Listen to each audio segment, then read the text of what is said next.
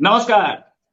Twitter के CEO को sac कर दिया गया है। पराग अग्रवाल जो कि ट्विटर के सीईओ थे, भारतीय मूल के हैं। उनको इलॉन मस्क जो कि ट्विटर के नए मालिक है, अभी अभी हाल में उन्होंने ट्विटर को खरीदा है, उन्होंने सैक किया। और लोग कह रहे हैं इसके पीछे हाथ है चाइना का। और ये चाइना का हाथ कैसे है, लोग क्या कह रहे हैं, एनालिस्ट कह रहे हैं ये चाइना का हाथ कैसे है, यही बताएंगे आपको डॉक्टर गुलरेज शेख, जो कि इंटरनेशनल एनालिस्ट हैं। और अब आपको समझाएंगे कि चीन कहां तक घुस के इंडिया से टक्कर ले रहा है या पूरी दुनिया पे हावी होने की कोशिश कर रहा है। डॉक्टर साहब, बहुत बहुत स्वागत आपका हमारे शो में। डॉक्टर साहब, ये कहानी क्या है कि ये इंडिया चाइना की जो वॉर है, या बोलिए कि बिजनेस वॉर है, या जो बोलिए कि बिजनेस राइवलरी है, या दूसरी राइवलरी भी, बॉर्डर पे राइवलरी, ये ट्विटर तक, अमेरिका तक पहुंच गई। देखिए, रोहित भाई, इसको हम इंडिया चाइना के परिप्रेक्ष्य में ही मत देखिए। ये दिमागों को इन्फ्लुएंस करने की एक वैश्विक जंग जो चल रही है, उसी का एक छोटा परिदृश्य है। और छोटा परिदृश्य नहीं, बड़ा परिदृश्य है, क्योंकि ट्विटर जो है इतना इन्फ्लुएंस कर सकता है कि जितना कि सरकारें बनाने से लेकर बिगाड़ने तक काम कर सकता है। अब इस पे चाइना का रोल कहाँ आता है? आप ये समझिए, 2009 का वर्ष था, if I am not wrong, जब चाइना ने ट्विटर को अपने यहाँ से बैन किया था। और बैन करने के बाद एज सच अमेरिका का कुछ भी से या कहें कि कोई दबाव, बड़ा चाइना का कोई बड़ा दबाव ट्विटर के ऊपर नहीं बचा था। लेकिन ट्विटर को वो चूंकि माइंड्स को कंट्रोल करता है और सबसे बड़ा इन्फ्लुएंसिंग प्लेटफॉर्म है दुनिया का, तो उसमें कहीं ना कहीं अपना इन्फ्लुएंस चाहता है चीन भी। अब उसमें बीच में आते हैं इलॉन मस्क साहब। और इलॉन मस्क साहब अब उसको एक्वायर कर चुके हैं।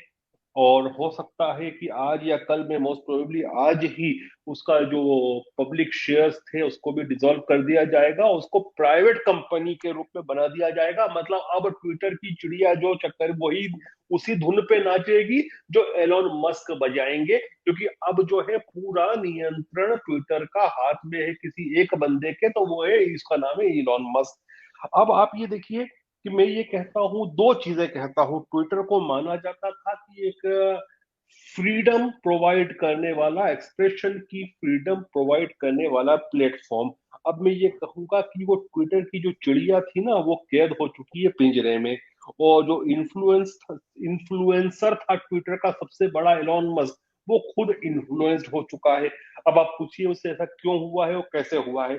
देखिए, एलॉन मस्क, पहली बात तो कंपेयर करें हम जैक डॉर्सी से, या इवन हम करें फेसबुक के ओनर से, तो जो वो ये दोनों बंदे अपने आप को कहीं ना कहीं नॉन पॉलिटिकल दिखाते हैं। दुनिया में कोई भी नॉन पॉलिटिकल नहीं होता, होते सब पॉलिटिकल है, लेकिन कम से कम अपने आप को नॉन पॉलिटिकल प्रदर्शित करते रहे हैं।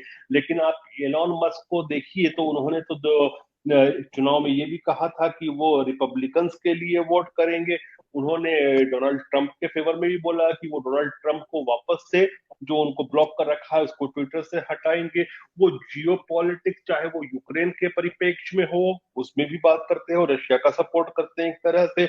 वो ताइवान के विषय में भी बात करते हैं और ताइवान को चीन के अंदर डालने का, वो वन कंट्री टू सिस्टम के विषय में भी वो बात करते हैं। तो ये बंदा जो है वो ओपनली नॉन पॉलिटिकल भी नहीं है, और जियो पॉलिटिक्स में भी कहीं ना कहीं हस्तक्षेप रखता है। अब मैं ये क्यों कह रहा हूं कि जो ट्विटर की चिड़िया है, वो अब पिंजरे में आ गई, और पिंजरे में भी आ गई है कम्युनिस्टों के। क्योंकि आपको ये नहीं भूलना चाहिए कि शी जिनपिंग और ली किचियान जो प्राइम मिनिस्टर है, अभी मार्च तक प्रधानमंत्री रहेंगे, अब उसके बाद हटा दिए जाएंगे। हमने पहले भी बात की थी कि जो जो भी वो शी जिनपिंग ने जिस तरह से अब सत्ता पे नियंत्रण किया है, उसके बाद ली किचियान को एक तरह से रिटायर कर दिया जाएगा मार्च में। पॉलिट ब्यूरो से हटा चुके हैं। कुछ समय पहले तक दोनों, प्रेसिडेंट और प्रीमियर, शी जिनपिंग साहब और ली किचियान साहब, ये दोनों एलोन मस्क की गाड़ी में ड्राइव कर रहे थे। ये सब दुनिया ने देखा है। आपने ये भी पता होगा आपको कि शंघाई में सबसे बड़ी टेस्ला की कंपनी है, और वो कंपनी भी मैन्युफैक्चरिंग प्लांट कैसे बना रहा है। और मत भूलिए कि शंघाई जो है ना, दुनिया के सबसे बड़े कार मैन्युफैक्चरिंग हब में से एक आता है। तो उसको पूरा के पूरा पूर्णतः फाइनेंस किया गया चीनी सरकार के द्वारा। जो कुछ भी सहयोग सहायता देनी थी वो भी किया गया चीनी सरकार के द्वारा। और उसकी जो प्रोडक्शन की कॉस्ट होती है, जो मॉडल 3 बनता है वहां पर शंघाई चाइना में टेस्ला की गाड़ी का, उसकी प्रोडक्शन की कॉस्ट रोहित साहब अमेरिका में जो प्रोडक्शन कॉस्ट है उससे आधी से भी कम है। और प्रॉफिट पूरा ही जा रहा है, वो उसी रेट पे बिकती है, यूरोप में बिके या कहीं पर भी बिके। तो चीनियों ने फाइनेंस किया उस प्लांट को, इनको बहुत सारी मुरव्वतें की, इनके साथ बहुत कुछ इनको फायदा पहुंचाया। और वो प्लांट जो इनका सबसे बड़ा प्लांट है वहां पर एस्टेब्लिश हुआ। और सबसे ज्यादा प्रोडक्शन भी टेस्ला का वहीं से निकल रहा है। अब क्या हो रहा है कि वो दूसरा प्लांट भी वहां पर शंघाई में एस्टेब्लिश करने जा रहे हैं एलोन मस्क साहब। अब ठीक है, जो चीन ने उस समय उनको वित्तीय सहायता दी थी वो उन्होंने चुका दी। तो आप टेक्निकली बोले तो अब वो चीन का कुछ वो नहीं करते। लेकिन भाई साहब वो प्लांट शंघाई में है, जिस पर पूरा के पूरा नियंत्रण चीनियों का है, चीनी सरकार का है, चीनियों का मतलब कम्युनिस्टों का है। अब वो कम्युनिस्ट जैसे उसकी बाह मरोड़ेंगे वो वैसे काम करेगा। क्योंकि आज ये ट्विटर खरीदा उन्होंने, उन्होंने स्पेस एक्स में इतनी सारी सैटेलाइट छोड़ी हैं। तो ये सब जो चीजें हैं ना भाई साहब, वो पैसा आया कहाँ से है? वो आया तो टेस्ला से है ना। उनका जो ब्रेड एंड बटर या उनकी सोने के अंडे देने वाली मुर्गी का नाम तो टेस्ला मोटर्स है। और टेस्ला का सबसे बड़ा प्लांट चीनियों के द्वारा है, चीनियों के द्वारा मतलब चीनियों के फाइनेंस से बना है, चीनियों की भूमि पे है, उनके लॉ के हिसाब से चलना है उसको। तो कहीं ना कहीं इनको भी, एलॉन मस्क को भी करना होगा। अब ये हमने देखा जब एलॉन मस्क ने कहा कि ताइवान को, जैसे हांगकांग को वन कंट्री टू सिस्टम्स के तहत चीन का अंग बनाया गया है, ऐसा ताइवान को भी बना लेना चाहिए। हालांकि वो कहते हैं कि उससे ज्यादा उनको फ्रीडम देनी चाहिए ताइवान को। तो ये बात तो वही बात है जो चाइना कहता रहा है, वन कंट्री टू सिस्टम, वही लाइन उन्होंने टो करी। हालांकि पहले ये हुआ कि चीनियों ने पहले दिन तो उसको अपोज किया कि कोई तीसरी पार्टी जो है वो उसमें इंटरफेयर नहीं करे। लेकिन उसके बाद अमेरिका में जो चीन के राजदूत थे उन्होंने शायद कहा था, क्योंकि कुछ महीने हो चुके हैं इस चीज को भी, तो उन्होंने ये कहा था कि जो हम कहते हैं अब वो ही दुनिया के दूसरे लोग भी कहने लगे हैं। और एज एक्सपेक्टेड ताइवान में चूंकि अभी मेयर के चुनाव थे नवंबर एंड में, तो ताइवान से बिल्कुल ऑपोजिट रिएक्शन आई थी। यहाँ तक कि जो साई विन इन के पहले जो राष्ट्रपति, जो चीन से काफी करीब माने जाते थे, चीन से कम्युनिकेट करते थे, उन्होंने भी इस चीज का खंडन किया। तो एलॉन मस्क जो है ना, उस पे वहां ताइवान के मसले पे एक तरह से खुल के चीन का समर्थन कर चुके हैं।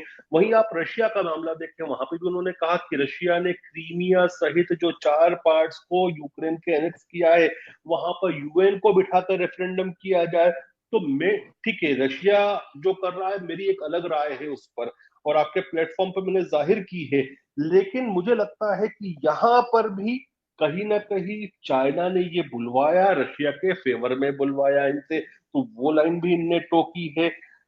तो मुझे लगता है कि ये प्लेटफॉर्म लेने के बाद चीजें और खुल के आ गई हैं कि एलॉन मस्क को कंट्रोल कौन करता है। अब ट्विटर की चिड़िया किसके राग को चहचहाएगी, और ये चीज यहीं तक नहीं रुकेगी। फिर अब स्टारलिंक सैटेलाइट प्रोजेक्ट है जो नेट प्रोवाइड करता। अब आप देखिए, स्टारलिंक आज के समय यूएस की फॉरेन पॉलिसी में कैसे एम्बेडेड हो चुका है। आप इसको समझिए, यूक्रेन में स्टारलिंक के माध्यम से अमेरिका ने नेट प्रोवाइड करवाया। और इंटरनेट मतलब एक अपने आप में बड़ा टूल है कम्युनिकेशन का। इसी प्रकार से स्पेशल कंसेशन दिया उनको सैंक्शंस में से स्टारलिंक को, एलॉन मस्क को, कि वो ईरान में जब अभी प्रदर्शन हो रहे हैं तो स्टारलिंक के जरिए इंटरनेट प्रोवाइड करवाएं। अब जो चीज यूएस फॉरेन पॉलिसी का एक अंग बन चुकी है, स्टारलिंक सैटेलाइट प्रोजेक्ट्स और उससे नेट प्रोवाइड कराना, उसका जो ओनर है वो किसके हाथ में, आप ये समझिए, वो चीन के हाथ में जा रहा है। और अब चीन जो है, जो उसके खिलाफ हम लोग बात करते हैं ट्विटर पर, शायद उसके ऊपर भी कहीं ना कहीं अंकुश लगाएगा। तो जो तथाकथित रूप से एलोन मस्क कहते हैं कि फ्रीडम ऑफ स्पीच और ये सब बातें, ये with in the brackets of law, मुझे नहीं लगता कि चीन का इन्फ्लुएंस उनको इस चीज को एक्सरसाइज करने देगा। हालांकि देखते हैं क्या होता है। लेकिन मुझे संभावनाएं कम लगती है, और मुझे ही संभावना कम नहीं लगती है। आप ये देखिए कि इवन कुछ समय पहले, if I am not wrong, Amazon के मालिक ने भी एक्सप्रेस किए थे कंसर्न, और उन्होंने यही कंसर्न एक्सप्रेस किए थे कि अब ट्विटर जो है ना, वो बीजिंग के इन्फ्लुएंस से इस प्रकार से मुक्त नहीं रह पाएगा। तो आप ये समझ सकते हो, अमेजन का मालिक जो वॉशिंगटन पोस्ट को भी का मालिक है, एक तरह से वॉशिंगटन पोस्ट भी उन्हीं की जेब में है। तो वो समझते होंगे कि सरकारों का दबाव और सरकारों का प्रभाव कैसा पड़ता है। अब वॉशिंगटन पोस्ट का एस्टेब्लिशमेंट यूनाइटेड स्टेट्स में है, लेकिन उनके ऊपर भी यूएस सरकार का दबाव आता होगा। तो आप समझिए भाई साहब कि फिर चीनी सरकार का दबाव क्या होगा। यूएस में कंपैरेटिवली डेफिनेटली एक प्रेस की स्वतंत्रता, वाणी की स्वतंत्रता, अभिव्यक्ति की स्वतंत्रता डेफिनेटली है। आज मैं यूएस की कई नीतियों को कई प्लेटफॉर्म पर, अगर यूट्यूब पर बैठकर, आप जो कि अमेरिकन प्लेटफॉर्म है वहीं बैठकर उसका खंडन करता हूं, उसका विरोध करता हूं। लेकिन मुझे यूएस जाने में कभी डर नहीं लगेगा कि वहां पे मुझे सरकार कुछ परेशान करेगी। यूएस जाऊंगा तो, लेकिन मैं भूल के भी चीन नहीं जाऊंगा, क्योंकि मुझे लगता है कि चीन गया तो वापस नहीं आने देंगे मुझे, जिस तरह से मैं चीन का विरोध करता हूं।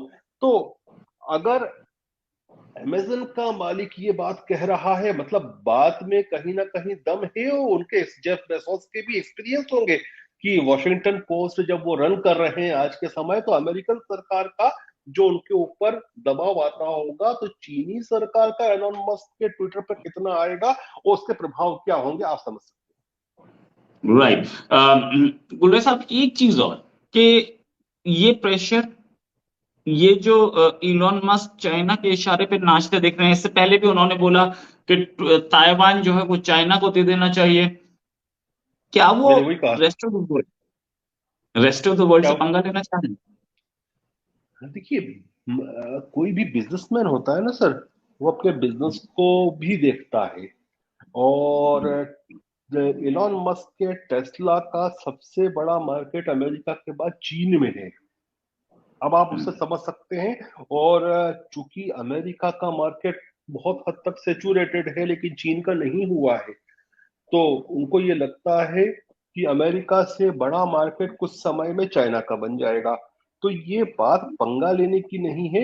और आप ये भी समझिए ना कि चलिए 2 मिनट के लिए आप सोच लीजिए कि चीनी हैं, वो तो कम्युनिस्ट हैं, उन्होंने कुछ भी अड़ंगे लगाकर महीने 2 महीने टेस्ला की बीजिंग शंघाई के प्लांट को बंद करवा दिया। प्रोडक्शन नहीं हो पा रहा किसी कारण से भी, स्ट्राइक हो गई वर्कर्स की या कुछ भी हुआ, सरकार के इशारे के ऊपर या एनवायरमेंट का नाम लगा दिया, कुछ भी किया, अगर 2 महीने तक बंद हो गया, तो एलोन मस्क के शेयर कहाँ चले जाएंगे। ऑलरेडी एलोन मस्क के शेयर अभी नीचे हैं। 44 बिलियन यूएस डॉलर की डील हुई है ट्विटर की, इसका भी उनको फाइनेंसिंग करनी है।